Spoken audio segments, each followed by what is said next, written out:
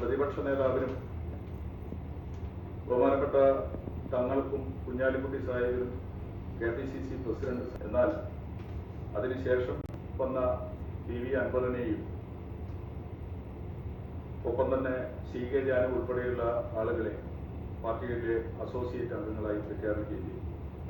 കഴിഞ്ഞ 2 ദിവസം മുമ്പ് തിരുവനന്തപുരത്ത് പോവുകയും സെന്ററിൽ പോവുകയും ഞങ്ങൾ കാണുകയും വളരെ ആരോഗ്യകരമായ രീതിയിലുള്ള ചർച്ചകൾ നടത്തുകയും ജനശക്തി കോൺഗ്രസ് ഇടതുപക്ഷ ജനാധിപത്യ മുന്നണിയുടെ ഭാഗമായി നിൽക്കുവാനും ആവശ്യപ്പെട്ടത് അനുസരിച്ച് നാടിന്റെ തുടർ വികസനത്തിനായി ഏകദേശം ഒരു 10 വർഷക്കാലമായി ഇടതുപക്ഷ ജനാധിപത്യ മുന്നണി കേരളത്തിൽ ഭരിക്കുന്നു. കേരളത്തിന്റെ വികസന മേഖലയിൽ വെന്നിക്കൊടി പാലിച്ച ഒരു മുഖ്യമന്ത്രിയായിരുന്നു ശ്രീ പിണറായി വിജയൻ.